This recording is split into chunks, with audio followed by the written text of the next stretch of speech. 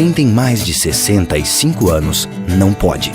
Quem tem menos de 18 anos não pode. Mulheres grávidas não podem. Diabéticos não podem.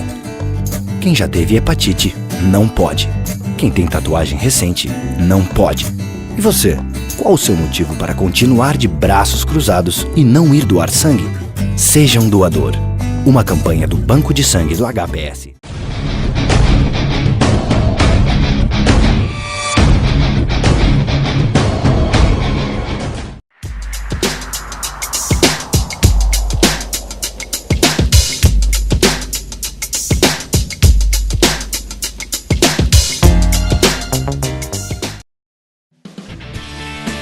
Há 64 anos, a LBV acredita no Brasil e investe para que a nossa gente tenha uma vida mais digna e feliz.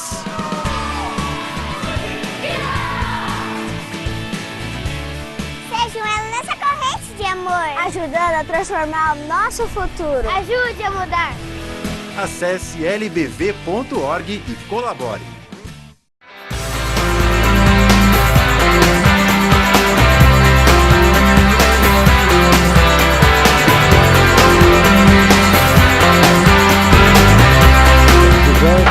O programa Norte Nação, agora dando nosso quadro Entrevistas Especiais, Educação Empresarial, e com a grande satisfação, mais uma vez, participa conosco o Dr. Milton Lucídio Leão, ele que é doutor, mestre em Direito pela PUC, diretor da Leão Propriedades Intelectuais e agente da propriedade industrial, e participa conosco justamente para esclarecer as distinções entre uma situação e outra, as questões dos direitos autorais, enfim, uma série de coisas que você é nosso convidado para manter a sintonia e, é claro, receber essas informações. Tudo bom? Tudo bem. Satisfação recebê-lo aqui mais uma vez, e, claro, para brilhantar aí o programa, trazendo informações dentro dessa linha de atuação na questão da propriedade intelectual, da propriedade industrial, que ainda está muito vulnerável em alguns casos dentro do país e que precisam de trabalhos mais direcionados, e, é claro, o senhor traz informações nesse sentido que eu gostaria que o senhor começasse já falando sobre essas especificidades. Perfeito. Em primeiro lugar, eu queria agradecer o convite, Cláudio, agradecer os telespectadores e dizer que a propriedade intelectual está vivendo um momento histórico único. A gente verifica dentro dos direitos de propriedade intelectual uma relevância maior dentro do atual momento histórico brasileiro. Por que isso? A gente vê que as câmaras do Tribunal de Justiça do Estado do Rio Grande do Sul recentemente criaram uma distribuição preferencial de todos os casos relacionados à propriedade intelectual para a 5ª e para a 6ª Câmara Cíveis do Tribunal de Justiça do Estado do Rio Grande do Sul.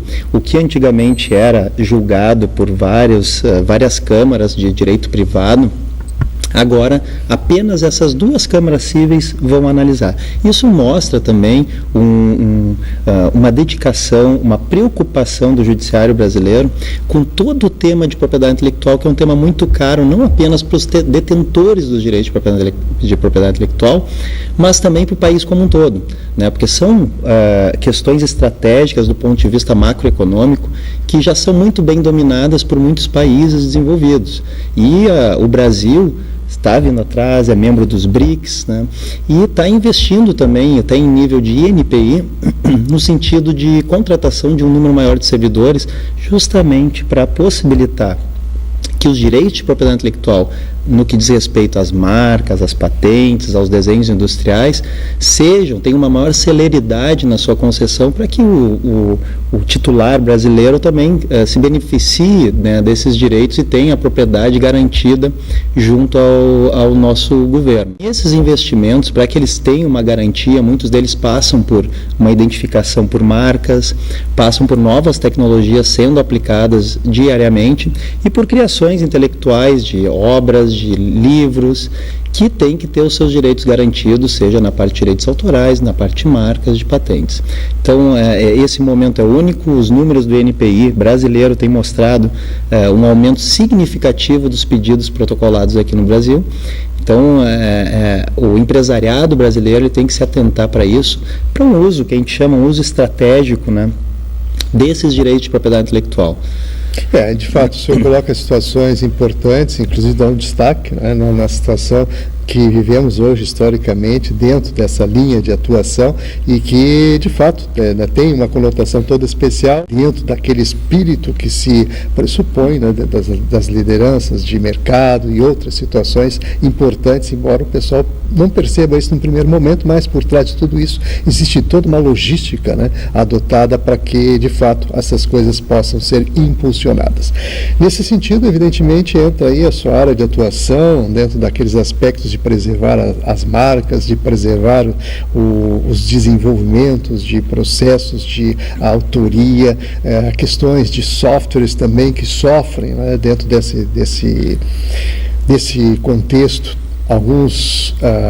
com alguns aplicativos diferenciados dentro do próprio país, que se desenvolve muitos jogos eletrônicos e coisas que estão aí no dia a dia, claro, fazendo parte, né, da nossas vidas. A gente não percebe tudo isso, mas que é importante que se preserve, né, porque existe a pirataria, porque existe também aquela outra situação que é realmente, não se precavendo, há o dano e há o prejuízo, né, e eu gostaria que o senhor falasse sobre esses aspectos também. Perfeito. Então, a prevenção ela é uma das formas mais importantes de se tratar dos direitos de propriedade intelectual.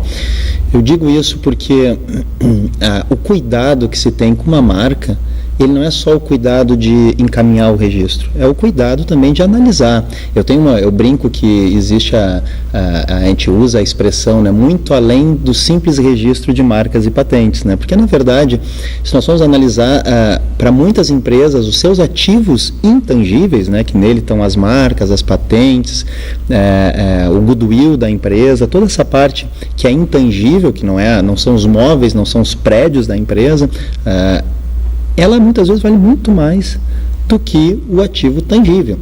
Temos vários exemplos aí ao longo dos anos, né, que a gente poderia destacar com segredos consagrados, inclusive. Exatamente.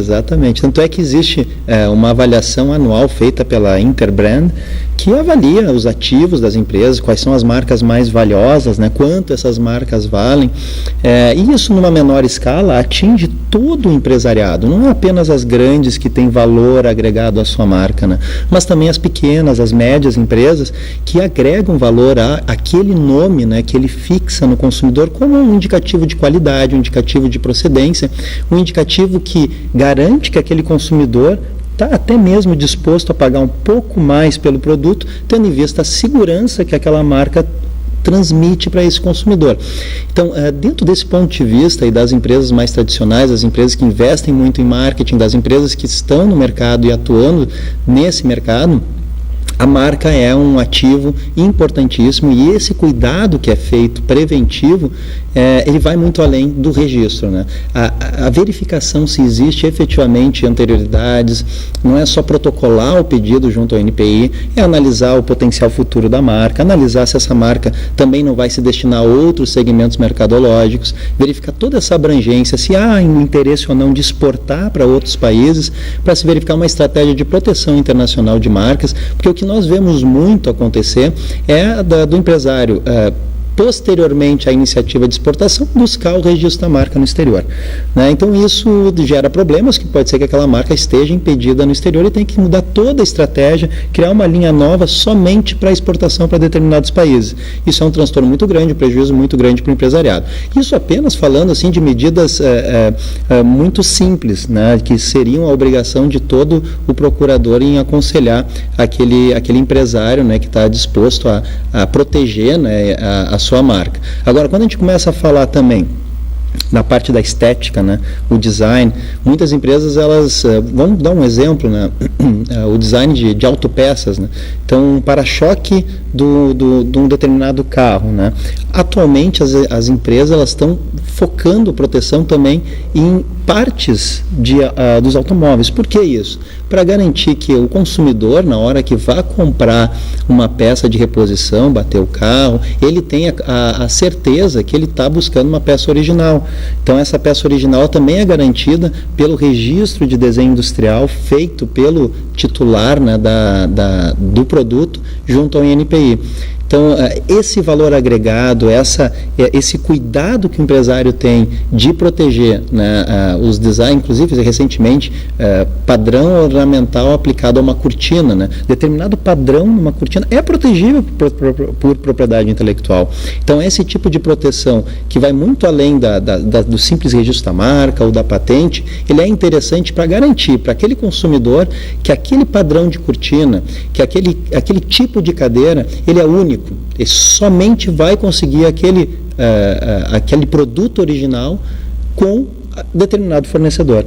Então, esse tipo de garantia gerado pela proteção, pelo registro do desenho industrial, no caso estético, ele também é muito importante. E aí a gente vai também para a parte das inovações, da parte das melhorias funcionais envolvendo determinado produto. Nas aulas que eu dou, eu gosto de destacar muito o exemplo da caneta, né? Então, a gente tem uma caneta, né? Todos têm uma caneta, mas se a gente pega uma caneta, por exemplo, e analisa a caneta sob o ponto de vista de tecnologia, a gente tem um aperfeiçoamento em determinadas canetas, que, por exemplo, é o clips. Esse clips aqui, na verdade, é uma solução no problema técnico. O problema técnico é como é que eu faço para não perder a caneta, para eu deixar ela de uma forma fixa em determinado local. Então, existia esse problema técnico e alguém desenvolveu esse clips aqui, que parece muito simplório, mas foi objeto de uma patente, né, para proteção dessa tecnologia, dessa solução para o problema técnico. Até pela funcionalidade. Exatamente, até pela funcionalidade. E aí, sem falar na estética, né, cada caneta tem um design diferenciado que muitas vezes atrai o consumidor, né? Temos diversos exemplos no ramo calçadista também. Os calçados, né, são objeto de muitos registros de desenhos industriais junto ao INPI, e como nós aqui no Rio Grande do Sul temos um polo calçadista muito forte, as empresas estão cada vez mais preocupadas não só na proteção das suas marcas, mas também nas tecnologias empregadas na fabricação desses calçados e nos próprios designs dos calçados, para garantir que o consumidor que vai adquirir, ele também tem a exclusividade de saber, não, esse é um calçado da empresa X, da empresa Y, com esse design. Então, o que nós falamos, sempre destacamos, é que o Brasil, ele tem que despertar, o empresariado brasileiro tem que despertar para esse uso efetivamente estratégico dos direitos de propriedade intelectual, para que ele não se transforme em um custo. Bom, protegi, registrei, está lá protegido, mas vira custo. Ele não é usado de forma positiva no sentido de mostrar para o mercado, olha, eu sou o único titular desse tipo de design, eu sou o único titular que detenha propriedade dessa tecnologia que eu criei. Então, esse tipo de uso estratégico, ele ainda é incipiente no Brasil, e está crescendo, e cada vez é porque as empresas que vêm de fora, elas realmente já sabem lidar com esse tipo de ativo, né? E nós temos que correr atrás. Tá certo, doutor Milton, realmente tem aspectos muito interessantes no estudo que o senhor aborda, e claro que fazendo a distinção, ou seja, buscando dentro dos grupos a identificação no mercado, enfim, dentro daquele universo todo, o senhor falou que na questão da exportação e toda a preocupação que tem que ter com a marca, inclusive, para poder lançá-la em outro país, para saber se realmente ela vai atender aquela expectativa, ou se ela realmente pode se inserir naquele mercado. Quer dizer, além da proteção, ainda existem todos aqueles outros aspectos que o senhor muito bem colocou aqui, que devem ser considerados até para que os resultados, né, sejam atingidos com aquela objetividade que se coloca dentro de todo empreendimento, que é o resultado efetivo, né? Então, nesse sentido, assim, a gente realmente gosta, né, de tratar desses pontos todos. Mas, voltando à questão dos direitos direitos autorais, que também é outra situação, por exemplo, aquelas publicações, aqueles livros, né, que realmente têm conteúdos importantes, diferenciados, até pela sua maneira de abordar, né, os textos e tudo mais, tem conotações que também podem ser ali, né, percebidas e receber também aquela atenção necessária para a sua proteção, ou seja, para essa proteção que o senhor desenvolve, né, como agente desse trabalho. Nesse sentido, assim, o que o senhor poderia colocar para essas pessoas que estão lá nos assistindo e que estão redigindo, que estão escrevendo, que estão se interessando em colocar as suas obras, né, à disposição pública, para que tenha aquela identificado e tenha essa proteção? Bom, a tua colocação, Cláudia, é muito importante dos direitos autorais. O que nós temos visto, e até por uma questão histórica de não se ter dentro das faculdades de direito a disciplina de propriedade intelectual, nós temos uma carência de profissionais que efetivamente entendam do assunto, né? Apesar do Rio Grande do Sul ser um polo de profissionais habilitados nessa área, a gente tem realmente uma carência de quem entenda efetivamente de direitos autorais. Por que eu digo isso? Porque diuturnamente nós temos violações de direitos de propriedade intelectual especificamente relacionados a direito autoral, que são violações que muitos pensam que não são violações, como, por exemplo, a questão das obras fotográficas, né? O fotógrafo que tira uma fotografia, essa fotografia é utilizada por determinada empresa, houve um contrato, essa empresa adquiriu, só que os contratos em direitos autorais, eles são interpretados restritivamente. Então, aquela fotografia, ela tinha uma finalidade e foi usada para aquela finalidade, ok, perfeito, o fotógrafo teve sua remuneração ou cedeu gratuitamente, mas para aquela utilização. O que costuma acontecer? Se coloca aquela imagem na internet ou é divulgada e essa imagem se tem uma impressão de que ela é pública, mas ela não é. Ela tem um dono, alguém tirou aquela fotografia, alguém fez aquela cena, escolheu o ângulo, luminosidade, né? E teve um trabalho ali autoral que garante esse direito. Então, o que nós vemos muito, isso é só um exemplo, né, dentro da vasta gama de espécies de direitos autorais, como, por exemplo, as obras literárias, os livros, os textos, o problema acadêmico, né, de monografias que são puras cópias, né, de trabalhos que são encontrados na internet, ou eventualmente até questões éticas muito graves, né, de compra de trabalhos, né, de conclusão de curso. Essas questões estão batendo as portas do judiciário, né? Aqueles lesados, eles estão começando a identificar as suas lesões, principalmente em questões envolvendo trabalhos acadêmicos, no qual eles são publicados, e daqui a pouco vem uma titular de uma dissertação de mestrado anterior e vê, olha, peraí, mas isso aí é a cópia da minha dissertação de mestrado, né? E está sendo publicada sem a minha autorização e pior ainda, né? Com aquilo que nós chamamos de verdadeiramente plágio, se intitular autor de algo que não é. Exatamente. E com a má fé, com aquele intuito de mudar algumas palavras para mascarar a reprodução indevida de texto de terceiros, né? Então, a questão dos direitos autorais, ela é uma questão que nós vemos aqui que existem muitas violações que estão ocorrendo, e essas violações, por até mesmo desconhecimento dos titulares de direito, elas acabam acontecendo, se tornando como se comum fossem, né? Como se legais fossem, e na verdade elas violam direitos autorais, e o judiciário está muito atento. Nós temos decisões assim emblemáticas dentro do nosso Tribunal de Justiça aqui do Estado do Rio Grande do Sul, e até do Superior Tribunal de Justiça, que reconhecem claramente esse tipo de violação, seja de fotografia, de obras fotográficas, seja de obras literárias, e até mesmo pequenos trechos, né, de obras também são considerados violações. Então não existe aquele mito de que tem que violar uma obra inteira ou um percentual X, ele não existe esse tipo de consideração. Basta que reproduza sem autorização, para uso, para finalidade, né, de lucro, direto ou indireto, obra de terceiros, né? Então essa violação parcial também já é considerada como crime de violação de direito autoral e também suscetível a sanções cíveis, inclusive indenizações que estão cada vez mais sendo emblemáticas dentro do nosso Estado e da própria jurisprudência do Superior Tribunal de Justiça. Realmente as tipificações nesse aspecto que o senhor falou aqui, né, nas colocações, porque a comprovação de tudo isso, evidentemente, tem que reunir material e provas que possam contribuir, inclusive, com esse aspecto que o senhor há pouco aqui considerou. E, nesse sentido, assim, o que a gente poderia acrescentar, vamos dizer, em termos de cuidado, em termos de, como o senhor colocou inicialmente, como se preservar nesse aspecto? Perfeito, Cláudio, bem lembrado, né?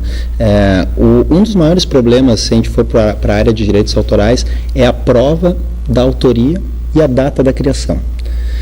Então, o que se aconselha sempre é um registro, né? Para direito autoral, eu não sou obrigado a ir num órgão oficial e fazer um registro, apesar de ser recomendável para essa finalidade de prova de autoria, né, e de data da criação da obra, ele não é obrigatório. Então, no momento que eu publiquei um livro, que eu tornei pública determinada obra, que, na verdade, é quando eu expressei a obra, né? Só que o problema é a prova, né? Por exemplo, se hoje eu escrevo um texto, aqui estamos juntos, aqui eu escrevo um texto, ali já está o meu direito autoral criado, protegido. No entanto, como eu vou provar que é meu, que eu criei hoje essa obra autoral? Então, como meio de prova para direito autoral, é essencial que se façam algum tipo de registro público. E se aconselha os registros nos órgãos oficiais, como a Biblioteca Nacional, né, dentro da Fundação de Direitos Autorais, lá do Rio de Janeiro. Então, existem órgãos competentes para esse tipo de registro.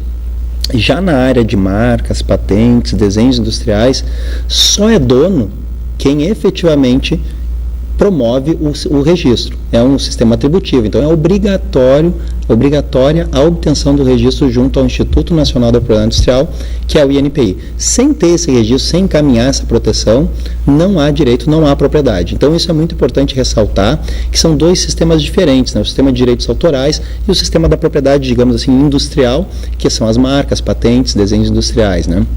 Então, essa foi um ponto muito bem destacado, Cláudio, e é importante para o telespectador não confundir, né, a parte dos direitos autorais com a parte da propriedade industrial, que exige esse tipo de formalização, esse tipo de pedido efetivo de registro e obtenção do direito através do INPI. E de fato o senhor fez um destaque também anteriormente na questão da publicação, e hoje nos sites, nos blogs, enfim, no universo da internet, nas redes sociais, hoje permeiam assim as situações que o senhor aqui destacou e que de fato entram dentro do uso comum, e como se aquilo não tivesse quem detivesse a autoria, no caso, mas de fato é algo que a gente deve considerar e que os desafios estão aí, né? Por isso a gente procura sempre trazer pessoas, né, que têm essa informação, tenham essa formação, que possam contribuir, inclusive, com a divulgação desses aspectos todos importantes a serem considerados. Mas estamos assim chegando aos minutinhos finais da nossa entrevista. É claro que eu gostaria que o senhor fizesse agora um breve apanhado dos detalhes importantes que as pessoas devem considerar aí, e, é claro, para aproveitar também para se despedir do pessoal que está aí ligado com a gente. Perfeito. Então, né, ressaltando mais uma vez, né, que o que nós enxergamos hoje, e até pela experiência que nós temos com proteção no Brasil, no exterior, com clientes brasileiros e clientes estrangeiros, é que o mais importante é saber utilizar esse ativo, ou seja, usar a parte preventiva, executar a proteção desse ativo, mas não só isso. E a grande maioria das empresas para nessa proteção. E esse ativo vira um custo, vira uma necessidade, vira um dispêndio de valor e não uma forma estratégica de lidar com a propriedade intelectual. O que é a forma estratégica? É ir além, né? Analisar o mercado, verificar as carências, efetivamente proteger a sua marca.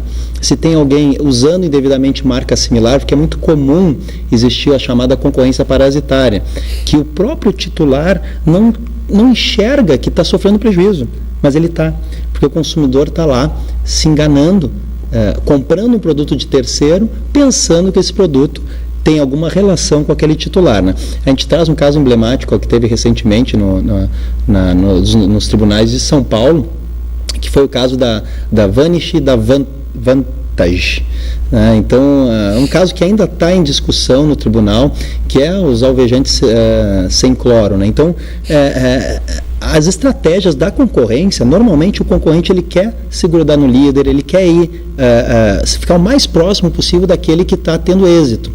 E isso gera uma obrigação do titular do direito de usar os seus direitos de propriedade intelectual no sentido de barrar esse tipo de atuação, porque muitas vezes a empresa não para de crescer. O titular do direito ele continua crescendo, só que ele poderia crescer muito mais se ele tivesse essa noção de uso estratégico dos direitos de propriedade intelectual. Isso só para falar na parte de marca. Se a gente começa a entrar na questão do desenho industrial, na questão das patentes, então o universo é muito maior, né? Então, hoje um produto que tem patente, ele tem uma margem de lucro muito maior do que aquele produto que não tem patente, porque todo mundo pode copiar. Então, o investimento em inovação e a proteção e o uso estratégico desses direitos, né, de propriedade intelectual é a grande mensagem que eu acho que deve ficar para o telespectador, no sentido de realmente usar esse elemento, né, de diferencial competitivo, que é os ativos de propriedade intelectual. Muito bem, então vamos agradecer aqui ao Dr. Milton Lucídio Leão, participando conosco, trazendo informações aí sobre as questões da propriedade intelectual, propriedade industrial. E claro que você que está ligado, eu vou pedir para você anotar aí endereço, telefone, surgindo mais dúvidas, você pode fazer contato, né, com a Leão, né, propriedade intelectual, e você, claro, vai estar também em contato aqui com o Dr. Milton. Então, anote aí, Avenida Carlos Gomes, número 403, 8º andar, o telefone 3226-0624. Repetindo, 3226-0624.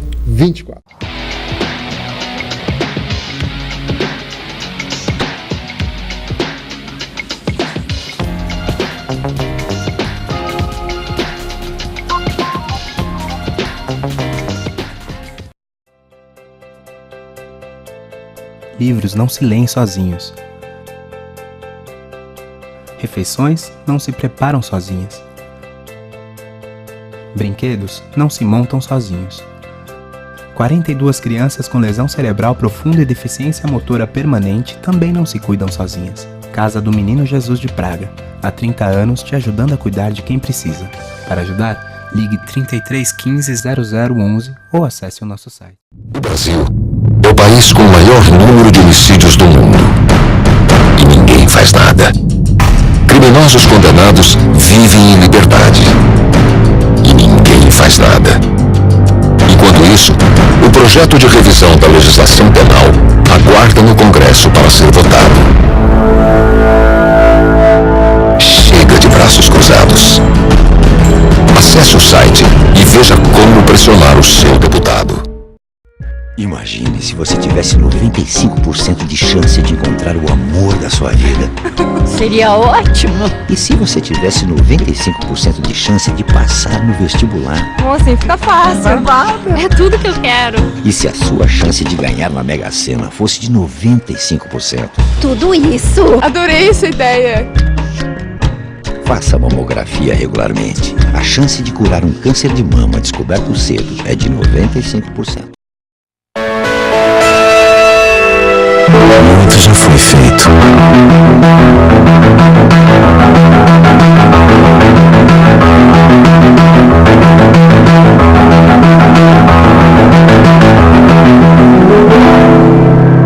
Mas ainda há muito a se fazer. Unicórnios, todo mundo merece ver a vida.